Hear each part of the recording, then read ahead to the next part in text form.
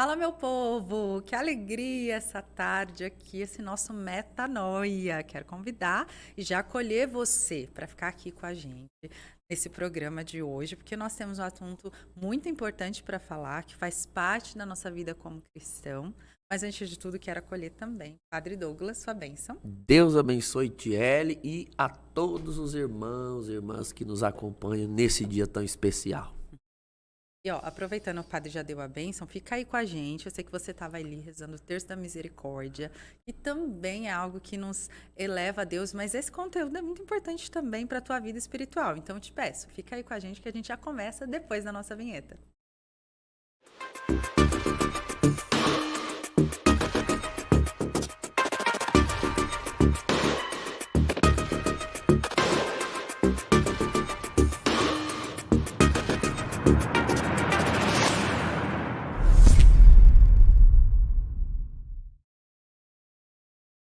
E meu povo, ó, falar para vocês. Não esqueçam de curtir a nossa live. Aí, se você não é inscrito no nosso canal do YouTube, da Rede Século XXI, se inscreve aí no nosso canal, assina as notificações aí. Eu sempre falo assina, gente. Não tem nada para assinar, né, Padre? É para ativar.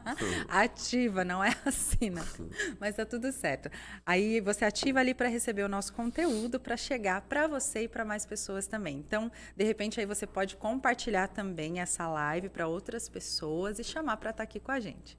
Vamos começar aqui já logo, né, Padre, falando do nosso tema de tanta importância, que faz parte aí do feriado no nosso país, mas que é um feriado santo que faz parte da igreja, né? Sim. Fala pra gente, Padre, por quê, né, de tudo O isso? mês de novembro, como ele é o último mês do ano litúrgico, que a gente já vai encerrar agora a festa, solenidade de Cristo Rei, por ser o mês do final, é justamente um mês em que se trata muito os assuntos relacionados ao final da vida humana.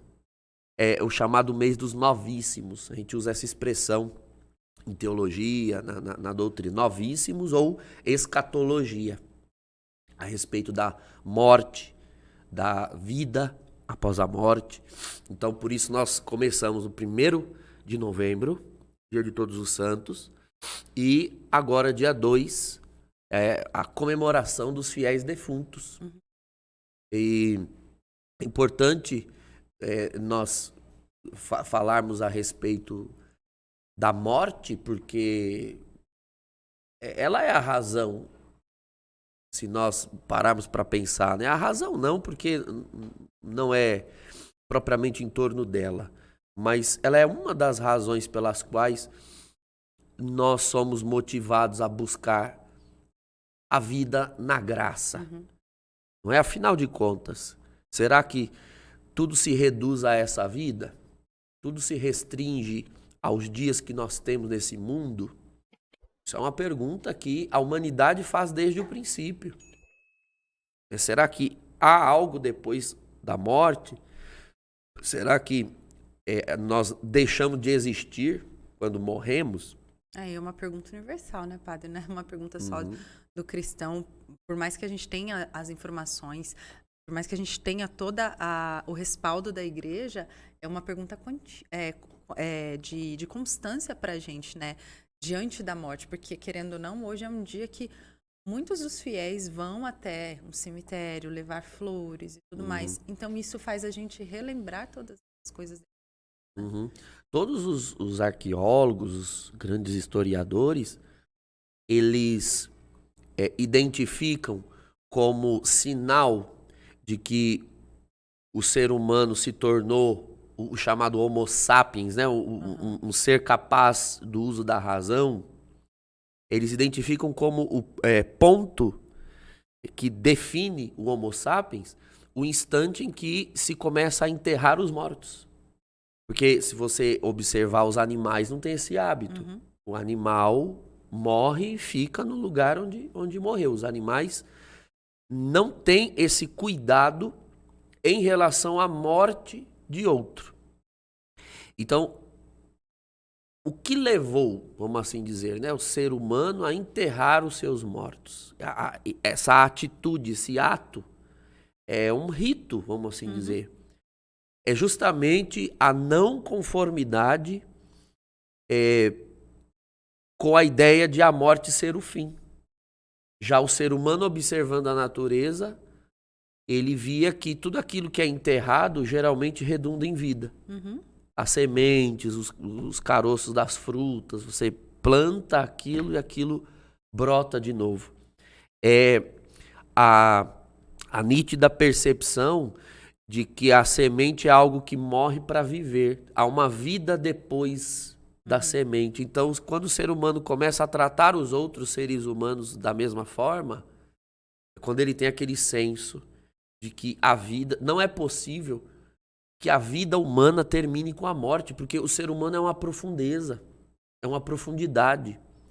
Nós não somos só um corpo, nós não somos só um conjunto assim de ossos e órgãos e sangue, mas quanta coisa um ser humano é, né? Em termos de profundeza, mente, razão, memória, virtudes, hábitos, a capacidade de amar, de transcender. Então não é possível que toda essa grandeza simplesmente finde com a morte. Então, muito cedo os seres humanos começaram a procurar respostas para a morte, o porquê da morte. E cabe a nós, cristãos... Quando o senhor fala muito cedo, o senhor fala de que tempo?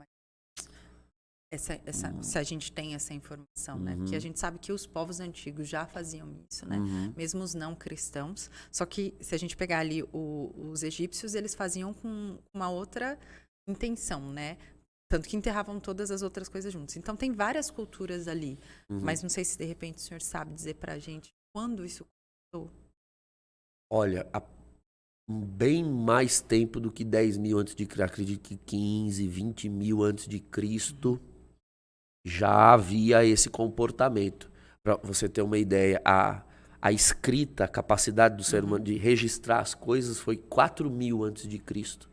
Isso é anterior ainda, bem anterior. Ou seja, é o ato de maior civilidade humana foi o de sepultar os mortos e já procurar justificativas. Gregos, egípcios, fenícios, aborígenes. Não há um povo primitivo que não procurasse dar sentido, ritualidade e que tenha elaborado mitos, narrativas para justificar a morte. Mas se a gente observar todos os povos, nós vamos encontrar um padrão que é endossado, que é legitimado pela revelação judaico-cristã. A morte, ela entrou na história humana. Isso é um senso, isso está no senso comum de qualquer cultura, de qualquer povo. Seja como for, a morte, como nós conhecemos hoje, ela é uma experiência que não deveria existir. Isso é um fato, né? Você tem, por exemplo, os povos Waraki, acho que é assim que pronuncia, que eram povos da antiga Nova Zelândia, Austrália, são um dos povos mais antigos da humanidade. Eles diziam que Deus, ou os deuses, né, quando criaram o ser humano, quando ele morria, esses deuses traziam ele de volta. Sempre traziam de volta. E aí um dia um peixe, ou uma baleia, um tubarão, não me lembro, morreu. E eles colocaram embaixo de um corpo humano esse peixe para ver se ele ressuscitava junto com o ser humano quando os deuses traziam o ser humano de volta. Os deuses, percebendo a astúcia de querer enganar a morte de outro ser vivo, de enganar os deuses com a morte de outro ser vivo, os puniu e parou de ressuscitar os mortos. E tem também os povos Yorubá, da África, que diziam que existia uma árvore, olha só, e é um povo que não conheceu os judeus, existia uma árvore em que uma mulher se aproximou dessa árvore e por alguma razão ela feriu o tronco da árvore e de dentro dela saiu uma coruja que onde essa coruja pousa, as pessoas morrem. A coruja é a figura da morte. Então a morte saiu de uma árvore que foi acessada por uma mulher que não devia ter encostado lá. Já havia uma ordem que não era para chegar perto. Muito parecido com o Gênesis, né? Então, existem essas histórias nos povos antigos, todas refletindo basicamente a mesma informação, a mesma ideia. A morte é algum acidente de percurso. E a palavra de Deus diz no livro da sabedoria, no capítulo 2, Deus não criou a morte e não criou o ser humano para a morte. Foi por inveja do diabo que a morte entrou no mundo. Então, isso é um ensinamento da nossa fé. Não era para nós morrermos. Uma das árvores que estava lá no Jardim do Éden era a árvore da vida.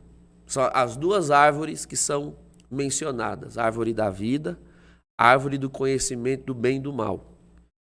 A que trouxe a desgraça foi o fruto da árvore do conhecimento do bem e do mal. E repara, Thierry, que no capítulo 3 de Gênesis, quando eles comem da árvore do conhecimento do bem e do mal, Deus disse assim, tiremos eles do Éden, antes que estendam a mão também sobre a árvore da vida. Então, não era para comer da árvore da vida. Em que sentido? Aí, Bento XVI escreveu uma encíclica, vale a pena quem está nos assistindo procurar, Spes Salvi, sobre a esperança cristã. É um dos documentos mais belos sobre o fim da nossa vida, escrito por Bento XVI. Ele diz assim, a nossa vida era bem-aventurada. O catecismo da igreja chama de dons preternaturais, aquelas graças que Adão e Eva recebiam diretamente de Deus. Sim. Imortalidade, impassibilidade, o ser humano não adoecia, não sentia dor, não sentia fome, não sentia sede, era impassível, era imortal. Mas ao que parece, com a existência ali da árvore da vida no Éden, o texto sagrado quer informar que, apesar da natureza humana ser débil e por isso tender naturalmente para a morte, havia uma árvore da vida, ou seja, havia uma fonte de imortalidade no Éden. Então, Adão e Eva foram feitos para não morrer, mas não naturalmente, preternaturalmente. Então, nós podemos imaginar, né? A gente lê o texto e imagina que eles poderiam ir comendo daquele fruto, da árvore da vida, e a árvore da vida mantinha a imortalidade. Não ter acesso a ela faria com que gradativamente a vida fosse se desfazendo. Quando Adão e Eva comem do fruto da árvore do bem e do mal, então o que significa a árvore do bem e do mal? Do conhecimento do bem e do mal. Que agora Adão e Eva vão conhecer o bem e o mal. E o que é conhecer o mal?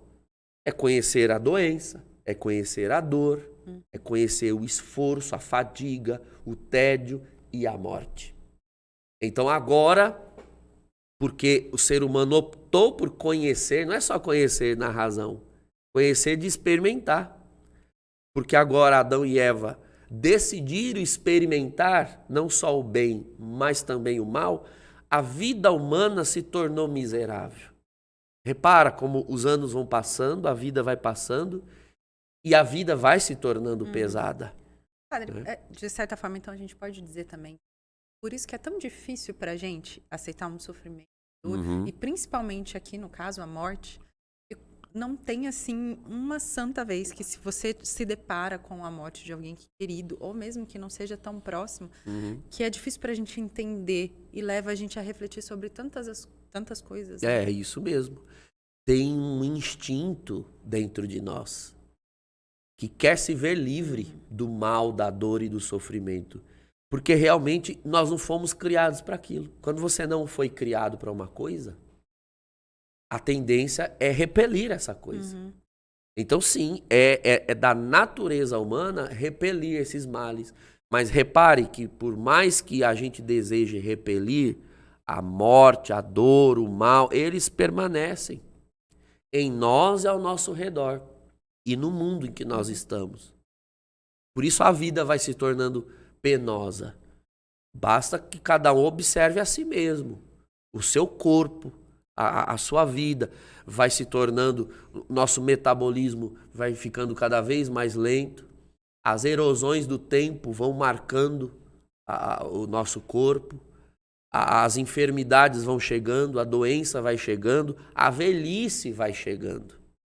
A gente usa a expressão, né? Passou de tal idade, uns falam 40, outros 50, ladeira abaixo. Ladeira abaixo nesse sentido, de que, ok, você pode ir tratando, cuidando, mas a tendência é que se torne cada vez mais recorrente a enfermidade, a doença e a dor.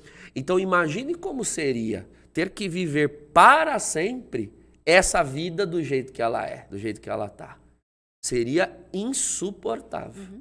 Então, se por um lado ninguém quer morrer e ninguém quer a morte daqueles que ama, por outro lado também seria um peso imenso para quem vive e para quem convive, vamos assim colocar, a vida eterna não, a vida imortal nesse mundo.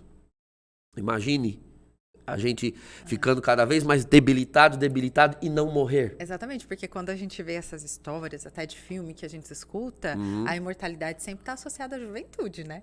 Então a pessoa é imortal, mas ela também é jovem, é forte, saudável. Então ninguém quer viver exatamente isso que o senhor falou, né? E se definhando, né? Mas, padre, uma pergunta assim. Nós temos sempre o olhar aí de... Né, como cristãos, somos chamados a ter esse olhar para o eterno. Será que a gente pode pensar em coisas que nos ajudem? Por exemplo, porque temos aqui todas as coisas disponíveis para nós no mundo. E muitas vezes a gente se perde tanto nessas coisas, achando que isso é o fim. Então, por isso que muita gente fala, eu só tenho essa vida para viver, então deixa eu viver bem, deixa eu aproveitar tudo. E aí, às vezes, a gente passa tanto tempo perdido nessas coisas que também vão acabar, assim como a nossa vida aqui nesse lugar, e esquece desse fruto eterno, da vida eterna, né, a qual nós somos chamados. Por que a gente não tem, talvez, eu não sei, será que Deus deixou ali marcado em nós uma semente do que é a eternidade? Para que o nosso coração queira tanto essa eternidade que de alguma forma a gente consiga renunciar a essas coisas? Sim. A própria encíclica que eu citei agora, de Bento XVI, fala sobre isso. Repare como essa gana, esse anseio por ir vivendo as coisas desse mundo são justamente o sintoma de que nós temos uma sede insaciável de sentido, de preenchimento. Só que essa sede de preenchimento, ela nunca é plenamente saciável nesse mundo. Não existe nada nesse mundo que sacie assim de maneira definitiva. Você se observe, você põe lá um objetivo, um plano na vida. Quando você realiza aquele sonho, você precisa logo projetar outra coisa. E ao realizar essa coisa, precisa projetar outra. Você precisa o tempo todo estar idealizando. Eu quero um carro, consegui o carro, agora eu quero uma casa. Conseguiu a casa, agora eu quero um sítio. Consegui o sítio, agora eu quero viajar para lá. Depois viajei para lá, eu quero viajar para cá. Então, nós somos insaciáveis em termos de objetivo. Em outras palavras, nós só poderíamos ser realizados se nós encontrássemos algo do tamanho da nossa sede. Como a nossa sede é infinita, só algo tão infinito quanto ela pode saciá-la. Por isso, só Deus preenche essa sede. Agora, demora para o ser humano entender isso pelo seguinte: nessa vida nós somos corpo e alma espiritual. E como nós somos alma espiritual no corpo e tudo ao nosso redor é matéria, a nossa tendência é querer encontrar algo de material que nos realize. Então, pessoas, coisas, criaturas, não é? Quando a Escritura diz que a idolatria é justamente o apego às criaturas, o culto às criaturas, o amor às criaturas. Seja as criaturas de Deus, ou seja aquelas que a gente cria. Eu falei de carro, de casa, são coisas em que as pessoas vão depositando os seus sonhos, os seus anseios, mas são criaturas, coisas perecíveis. E isso é a idolatria. A idolatria é a fonte de infelicidade, porque é como querer matar a sede, querer matar a sede tomando água do mar, né? É água, mas não é a água certa. Não é a água capaz de saciar. Então, é isso que vai acontecendo. O ser humano demora para perceber que aquele anseio, aquela sede é interior. E agora, entenda bem, uma pessoa que passe a vida inteira procurando se realizar e ela só soube amar as criaturas, você imagina em que condição fica essa alma quando ocorre a morte do corpo? O corpo era o meio pelo qual ela usufruía das criaturas. Morrendo o corpo, ela já não tem acesso a essas criaturas. Então, se eu era alguém que vivia em função de beber, e a bebida era o meu Deus, né? Era o meu objeto de anseio, e após a morte, como é que fica? Se a minha alma não bebe, o que bebia era o corpo. Eu fui uma alma que simplesmente não se preencheu de coisa alguma, porque bebida preenche o corpo, mas não preenche a alma. Então, uma alma que saia do corpo em condição assim de idolatria é uma alma atormentada, é uma alma que já não encontra mais absolutamente nada que a satisfaça e a realize. Você imagine a profundidade, a intensidade do tormento dessa alma. Porque a alma humana, a alma espiritual humana, ela é um princípio vital criado por Deus para existir dentro do corpo. Estava dizendo agora há pouco que Deus não nos criou para a morte. Então a nossa alma humana, ela não subsiste em si mesma, a gente diz. Ela precisa viver no corpo. No momento da morte, o corpo abandona a alma. É interessante essa fala que vale ressaltar, Tiele. A morte, na fé cristã, é o momento em que o corpo deixa a alma. Não é a alma que deixa o corpo, porque quem deixa quem? É o fraco que deixa o forte, né? O fraco que com a sua fraqueza solta. Quem solta é o fraco, o forte segura. Então, padre, aí agora a gente vai entrando nessa questão de que até é o nosso tema, né? De para onde vão os mortos. Então, teoricamente, né? A gente está falando para onde vão os mortos, mas se a morte é essa separação que o senhor falou, né?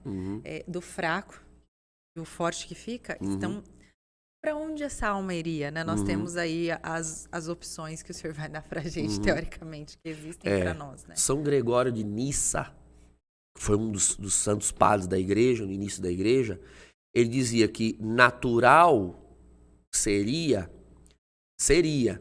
a alma ficar presa ao corpo. Porque como ela foi feita por Deus para o corpo, ela não sabe, ela não sabe viver em outro ente, em outra realidade. A minha alma foi feita para o meu corpo. Então, se o corpo morrer, ela ficaria presa na morte, né? Ela ficaria presa ao corpo. Talvez inconsciente, dormindo, né? Como existia essa teoria no judaísmo do Antigo Testamento, uma alma inconsciente, porque ela está presa no corpo, e se o corpo está inconsciente, a alma fica inconsciente também. Mas, aí que está a beleza da obra divina.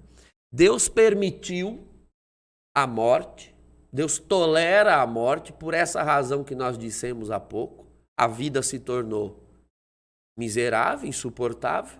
Chega uma hora, então, que o corpo não aguenta mais e o corpo deixa a alma. A alma permanece viva. O corpo era vivo. Os dois conviviam, né? Coexistiam. No momento em que o corpo morre, então o corpo deixa a alma. Não corresponde à vida da alma.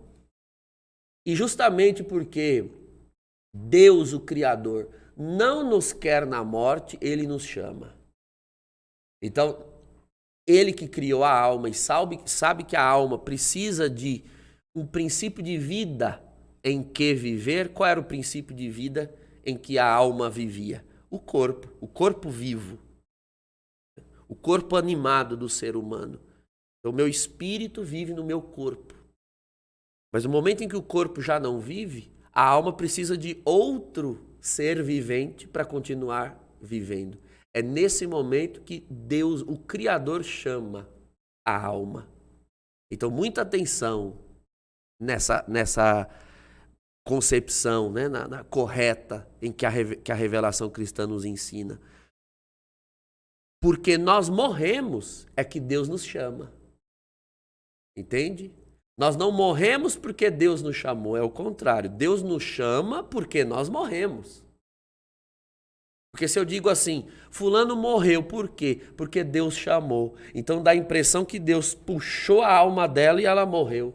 Logo, Deus causou a alma dela nessa afirmação. Deus não causa a morte de ninguém.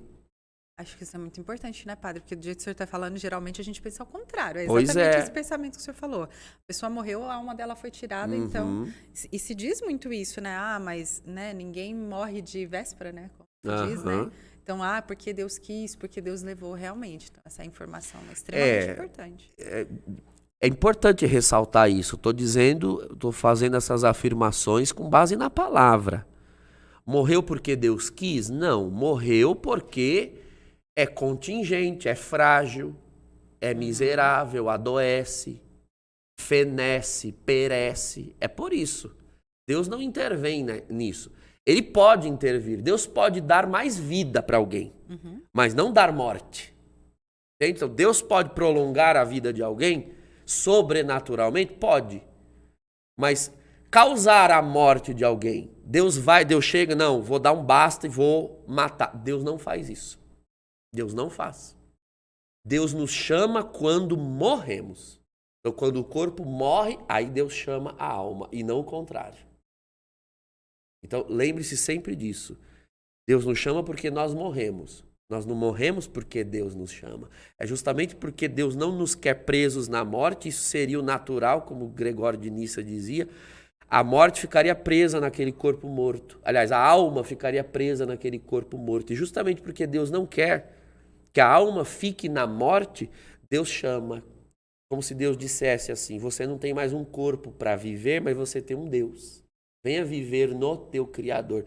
E Deus atrai. Então, duas coisas aqui são importantes ressaltar. Primeiro, a alma humana não é um princípio espiritual que possa viver fora de outro ser vivente. Ou vive no corpo, ou vive em Deus. Uma alma não pode estar vagando por aí. Também não pode viver nos outros seres viventes. Isso. Não pode possuir um corpo. A alma humana, a alma espiritual humana não é como os anjos ou os demônios, né? Os demônios também são seres angelicais, só não são mais celestiais. Mas o espírito humano não é como esses espíritos que foram criados para viver fora do corpo. A alma espiritual necessita viver ou em corpo humano, o seu próprio, ou no seu Criador. Então, nesse momento, a alma é atraída. Hebreus capítulo 4, versículo 4, diz que Deus é um fogo devorador, né? E fogo rodeia o seu trono. Então, no momento em que Deus atrai essa alma, em que estado essa alma vai em direção a Deus? Tudo depende de em que forma ela está no momento da morte do corpo. Vamos comparar esse fogo, é uma comparação, obviamente, não é fogo material. Esse fogo é o amor de Deus e a Deus. Uma alma espiritual que já ame a Deus com a intensidade do próprio Deus, ou seja, ela é tão fogo quanto Deus, né? Deus é um fogo devorador. Qual é a reação que há numa brasa ao jogá-la na fogueira? Nenhuma. Ela já tem a temperatura da fogueira, é uma brasa. Então, na verdade, ela só retorna para o seu habitat, vamos assim colocar. Porque é próprio da brasa estar no fogo e é próprio do fogo consumir a brasa. Então, é a comparação que eu estou fazendo para ilustrar o que é uma alma santa, uma alma bem-aventurada, é uma alma que ao longo da vida foi se abrasando em Deus, por Deus, como diz Paulo aos Colossenses, né? Foi buscando as coisas do alto de tal maneira que a morte nada mais é do que um encontro com tudo aquilo que ela almejou, desejou, sonhou. É como você tirar uma brasa aqui de uma tenaz, né? De um fogareiro ali, onde ela está sozinha, e você colocar numa fogueira imensa. Ela fica à vontade, né? Agora, você imagina, Thierry, você pegar uma pedra de gelo e jogar na fogueira. Ela chega e estoura assim. Pá! Porque é um choque muito grande. Uhum. O fogo é o oposto daquela pedra de gelo. Uma temperatura oposta. O gelo não tem a propriedade, o gelo não tem absolutamente compatibilidade com aquela fogueira. Então você imagina se o que sai daquele corpo morto é uma pedra de gelo. Ela é atormentada, vamos assim dizer. Né? A pedra de gelo você joga na fogueira, ela é atormentada. Isso é uma alma condenada. Porque o que é que tem após a morte a não ser o Criador? Não tem mais nada. Só tem o Criador. Então, ser atraído pelo Criador em um estado de ódio a Ele, de aversão a Ele, que é o pecado, isso é um tormento muito grande. E a alma já não pode fazer nada por si. Ela não pode voltar à vida no corpo. Então, essas são as almas condenadas. Agora, a razão da nossa festa de hoje, os fiéis defuntos. Fiéis defuntos. É o dia em que nós oferecemos orações e preces pelos fiéis, ou seja, eram pessoas que amavam a Deus, desejavam a Deus, buscaram de coração sincero, mas ao morrer, não morreram como pedras de gelo, mas também não morreram como brasas. Morreram ainda contendo na alma algumas rusgas, vestígios dos pecados cometidos. Ela não morre, ela não está em pecado, mas ficaram os vestígios do pecado. A gente chama de penas temporais. Eu gosto da seguinte comparação. Quando você tem uma tábua de madeira, e você finca um prego nela. Então, você danificou essa tábua. A confissão, o sacramento da penitência, os méritos da redenção de Cristo no Calvário, fazem como que remover aquele prego, né? Você tira aquele prego, você tira a causa do dano. E já não há mais dano, né? Permanente. Mas e o buraco que ficou? Uhum. E esse buraco? Esse buraco precisa ser reparado. Então, não basta tirar o prego. Precisa reparar o dano. Esse dano é o que nós chamamos penas temporais. São as consequências que o pecado deixou na alma. Então, isso é importante nós entendermos. Uma pessoa que não tenha morrido em pecados graves, certamente não está condenada, não vai para o inferno. Ela certamente pode ter morrido salva. Mas os céus de Deus não são simplesmente o lugar dos salvos. É o lugar dos santos. Então a pessoa pode morrer salva e não necessariamente santa, não necessariamente abrasada. Então, no momento em que esse corpo morre e essa alma é atraída, você há de convir que é como se ela fosse uma barra de ferro que até está quente, mas está cheia de ferrugem. Uhum. Na medida em que ela vai se aproximando do fogo, essa ferrugem vai sendo consumida, queimada, e às vezes até causa uns estalos naquele metal. É uma comparação que eu estou fazendo, porque a gente tem dificuldade de entender o que seja uma alma fora do corpo. Então é um sofrimento. Mas é um sofrimento que vai purificando, deixando cada vez mais puro aquele ferro quente. Uhum. Purificando, ou como se diz em uma outra palavra, purgando. Daí vem a palavra purgatório. purgatório não é um lugar, senão uma condição em que a alma do fiel, ou seja, era um fiel, mas não era um fiel santo. Eu diria, e muitos santos atestam isso, né, místicos principalmente, e mais da metade ou a grande maioria dos fiéis passam por alguma purgação após a morte. Padre, mas só uma pergunta. Aí vamos dizer assim, esse buraco que ficou na parede, na madeira, ele só é possível nesse purgatório ou existem formas de ir minimizando esse buraco feito na parede ainda em vida? Claro, em vida principalmente. Quando eu digo assim, a alma precisa de reparação, ela precisa de purgação. Não estou dizendo que isso só pode ser purgado após a morte. Aliás, é o contrário. Você deve se empenhar em reparar em vida. Então, Thierry, isso é uma pregação que parece que saiu um pouco de moda. A gente prega muito sobre o sacramento. Louvado seja Deus, tem que pregar mesmo. Vamos confessar. Só que tem o outro lado, que é a ascese. Ascese. Vamos remover os pregos do pecado. Mas precisa ascese, né? Precisa reparar esses danos. Então, o que é que repara? Né? O que é que purga a alma? Bom, Eucaristia, vida de oração, penitência, mortificação, enfim, pequenos sofrimentos, sim, jejum, sofrimentos. E importante dizer aqui que nós não somos um povo masoquista, né, que gosta de sofrimento, não se trata disso. Mas se trata de reparar a alma nessas penas temporais com esforço. Trata-se de esforço e não de um sofrimento em si mesmo. Todo esforço é um sofrimento, mas nem todo sofrimento é um esforço. Isso depende das disposições com que a pessoa recebe um sofrimento.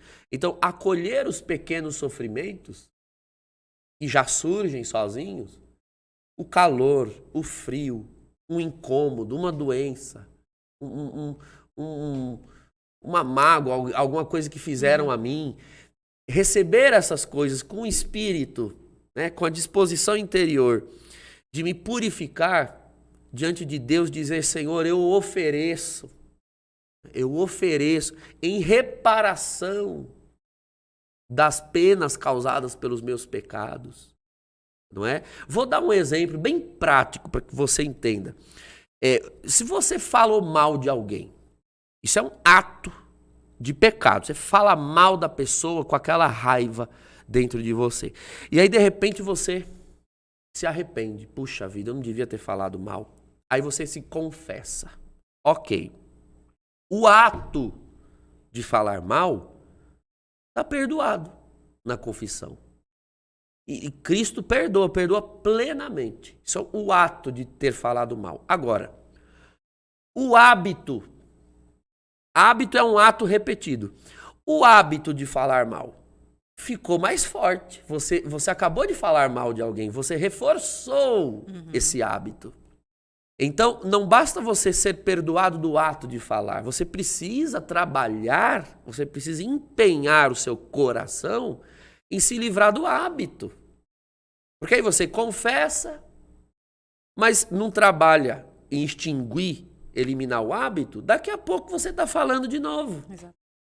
Então, você entende como não é só trabalhar em ser perdoado, mas tem que trabalhar em ser purificado, purgado. Por isso que a vida espiritual, ela tem, são chamados 3 estágios.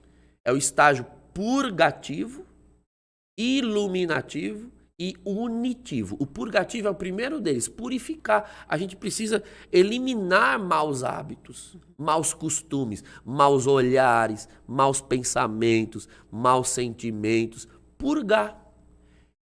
Muitos deles nem são o pecado, mas nos levam ao pecado.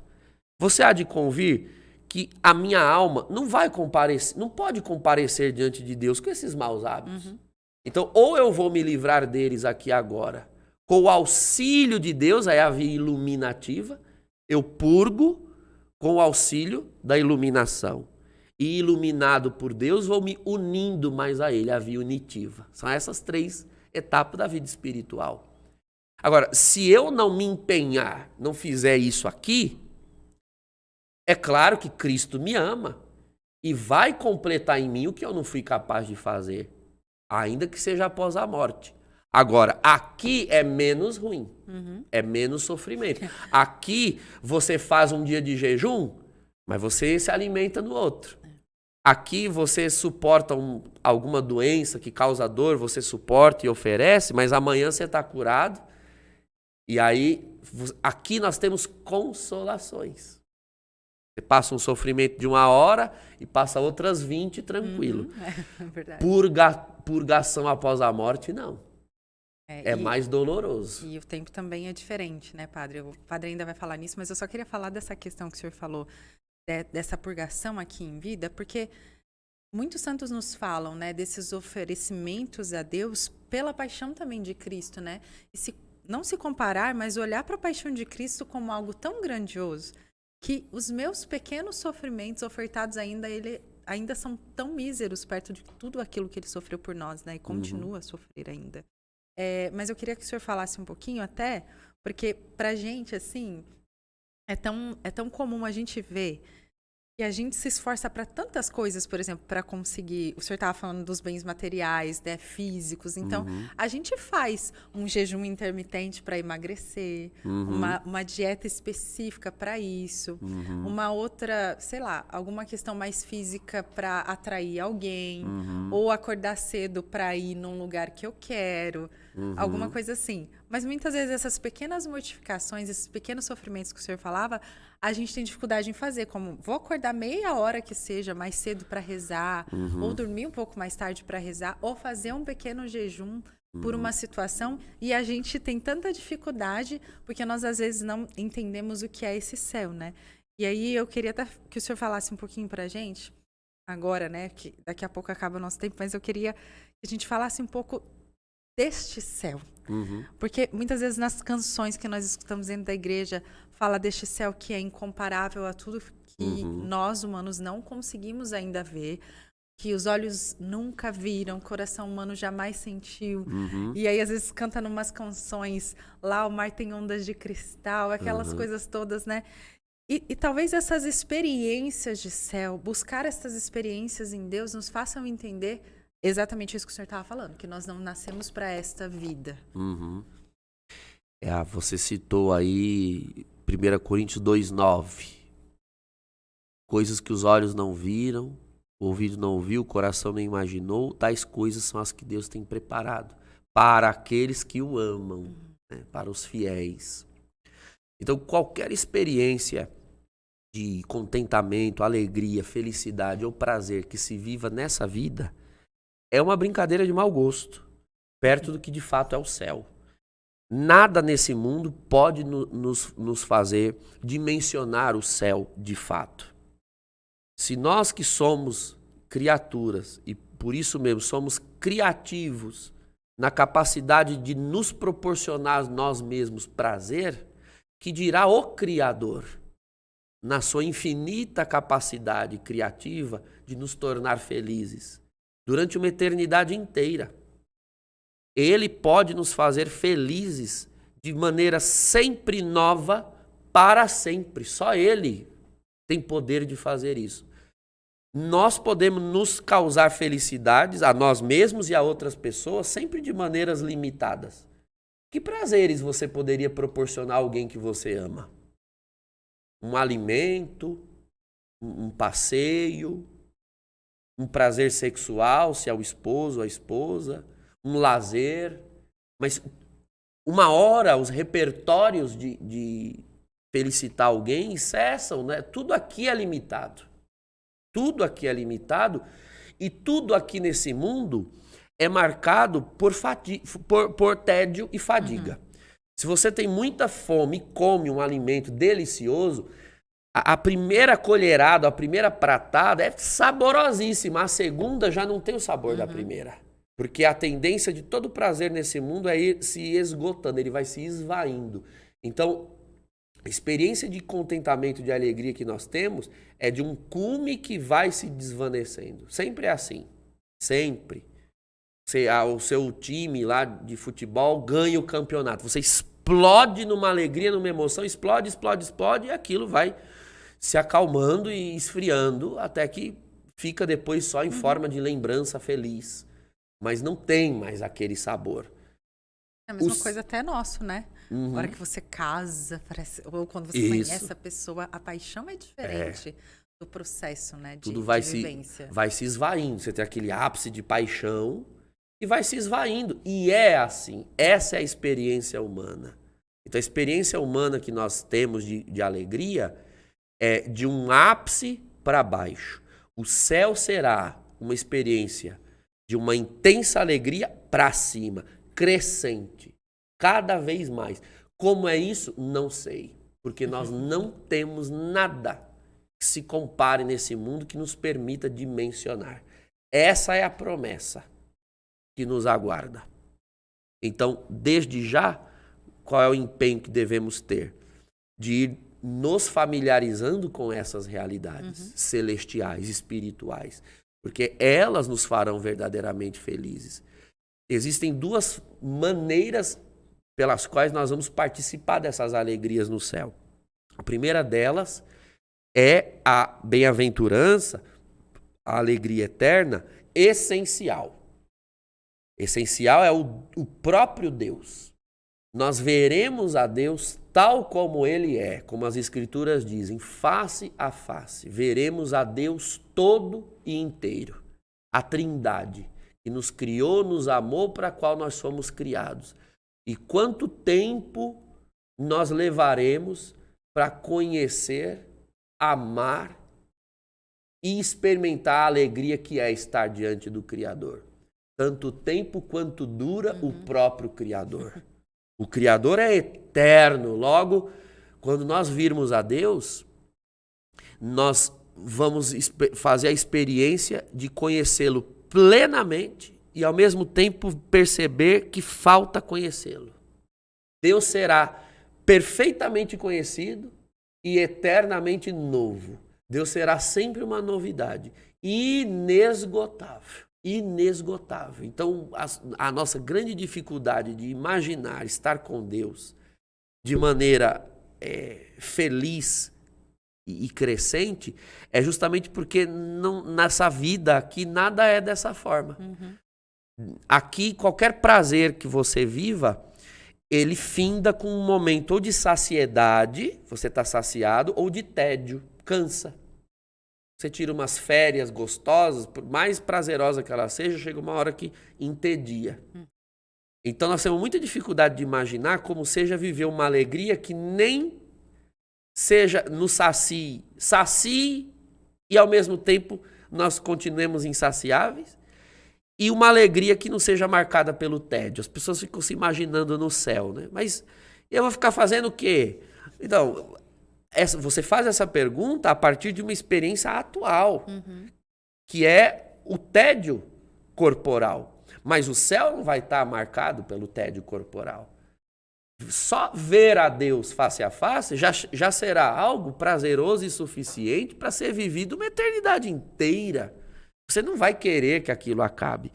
Então, isso é a bem-aventurança essencial. Se o céu fosse só Deus e estar com Deus, já bastaria e seria o suficiente. Mas porque Ele nos ama, existe a outra maneira de nós vivermos o céu, que é a bem-aventurança acidental. Como se já não fosse suficiente estar em Deus, porque nos ama, Ele acrescenta o inacrescentável, né? E é estar com todos os bem-aventurados que o amaram conosco e como nós. Então, além de estarmos com Deus, estarmos com os anjos, os seres celestiais todos, criaturas maravilhosas criadas por Deus, que nós poderemos ver, contemplar, seres que agora só ocupam lugares remotos, estranhos na nossa imaginação, figurados em categorias alegóricas, imaginativas, e nós veremos tais como são.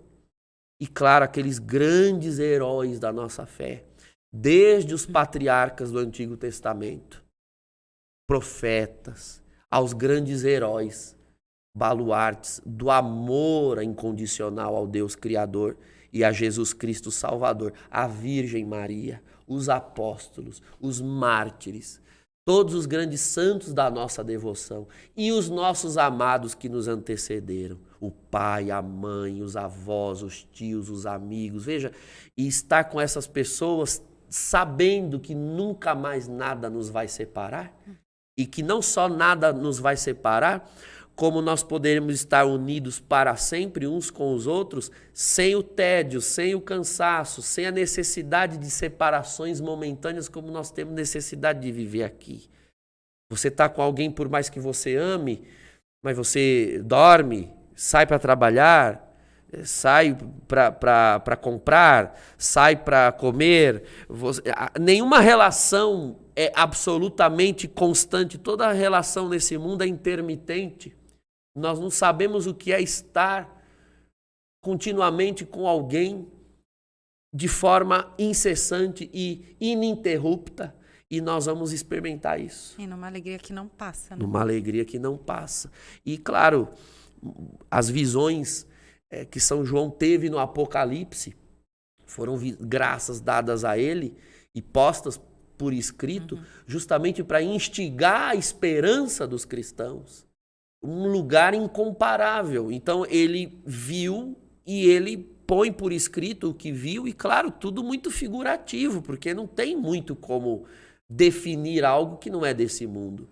Um mar que parece de cristal, ruas que parecem de ouro, uma cidade imensa com essa multidão de irmãos e irmãs maravilhosos, uma cidade que não precisa de luz e nem do sol nem da lua, porque o Cordeiro, o Cristo Jesus, é a luz da cidade. Então, assim... Eles tentam usar comparações que a gente possa entender, né, padre? Mas a verdade é que a gente não consegue. Quando o senhor falava, eu lembrava até de uma neurocientista que explicou há um tempo atrás que o ser humano acha que o maior prazer e a maior felicidade que ele pode ter é o sexual, quando ele experimenta e tudo mais. Mas ela está falando que cientificamente é comprovado que, na verdade, são atos altruístas. É esse sentimento de dar algo, de fazer parte, de encontrar, que faz realmente com que o ser humano se encontre ali num prazer absoluto, né? Mas que também passa. E aí, enquanto o senhor falava, eu fiquei imaginando, né? Que parece que é uma marca de Deus também em nós. Porque Deus não se contenta nele mesmo, que está sempre amando, por isso nos cria por amor. Por sempre essa vontade de amar. Parece que é como se fosse uma marca de Deus para nos chamar de volta para Ele, né? Então, o senhor falava dessas experiências, dessas questões místicas, e eu também pensava, quando nós experimentamos algo do tipo assim na Terra, as minhas experiências foram poucas, mas quando a gente faz lembrança de uma única experiência, e você percebe ali a presença real de Deus, como se fosse um pedaço do céu, porque a presença de Deus é o céu. Mas eu digo assim, de você perceber com intensidade que aquilo é Deus e que fazer parte daquilo não faz com que você queira sair daquele momento. E às vezes, até o senhor contava no seu testemunho que parece que passou tão pouco tempo e de repente passou horas, né? É nesse aspecto que nós vamos participar da eternidade. Inclusive a noção de tempo é outra. Tempo é a sucessão de eventos materiais. Tempo é a sucessão do movimento do Sol, da Terra, melhor dizendo, em torno do Sol, as estações do ano, etc. Então, uma vez fora deste mundo, nós já não teremos noção de tempo. Nós teremos noção de outra sucessão de eventos, que não os eventos cósmicos, né, da Terra, das estrelas, da Lua, etc. Estar em Deus é compartilhar, é participar da noção própria dele mesmo. Então, aqui nós temos noção de tempo porque as coisas passam. Então, tempo é uma passagem de eventos. Né? Vai passando as horas, os segundos, minutos, as horas, semanas, dias, semanas, etc. Mas Deus não passa. Deus é eterno. como eu disse há pouco, sempre novo e sempre o mesmo. Sempre novo e sempre o mesmo.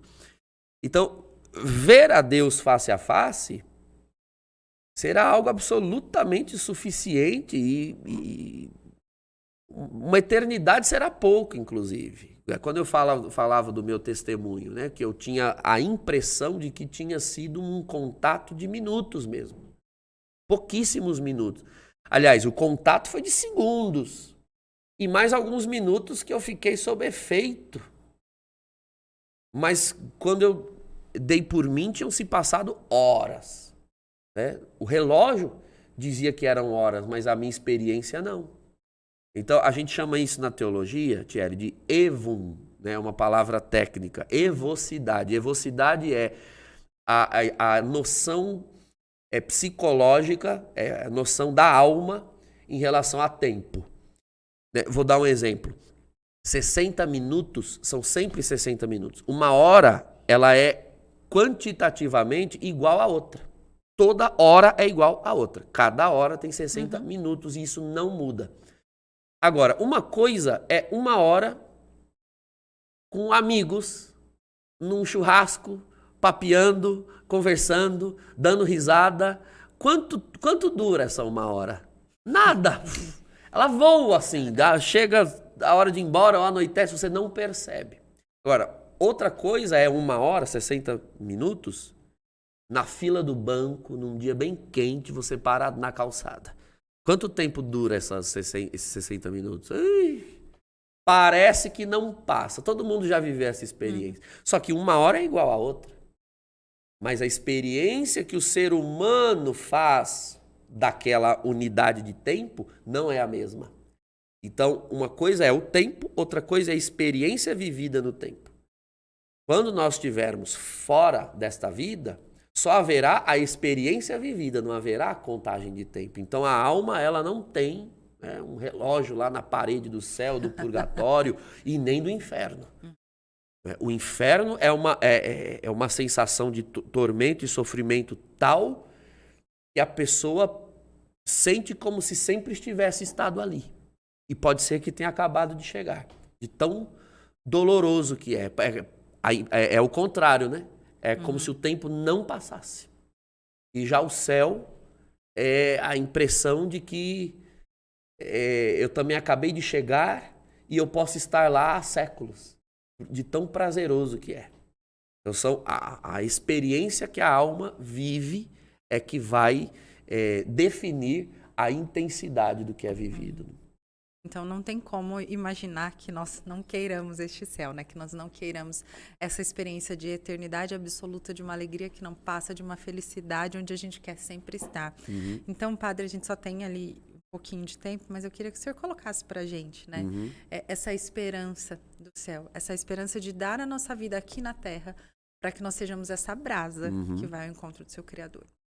O dia de hoje é justamente para nós olharmos para a morte, seja dos que nós amamos e já se foram, seja a nossa própria, e a vermos como ponto de juízo acerca da própria vida, ponto de intersecção entre essa vida e a vida em Deus, e não ficarmos olhando para ela com esse nojo, com essa aversão, como se ela fosse uma aniquilação da nossa existência.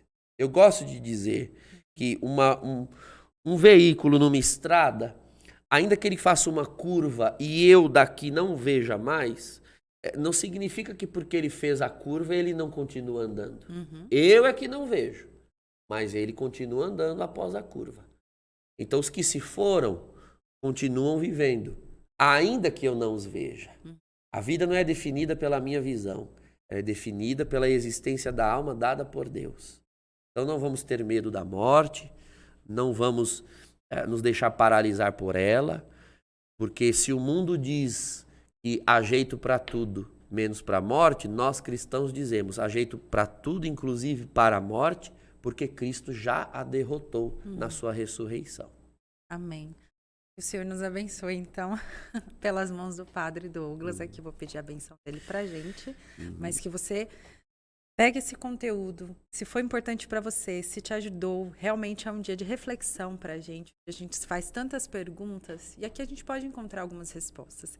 Então, se você puder, compartilha essa live, marca alguém para que esse conteúdo chegue também. Tá bem, seu Padre.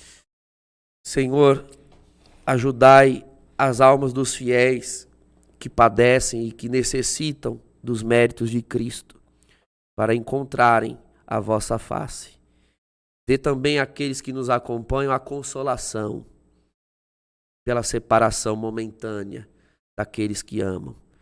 Que esta bênção, Senhor, recaia sobre todos nós para melhor vos amarmos e buscarmos a voz de coração. Em nome do Pai, do Filho e do Espírito Santo. Amém. Amém, amém. Fiquem com Deus. Deus abençoe vocês. E até a próxima semana.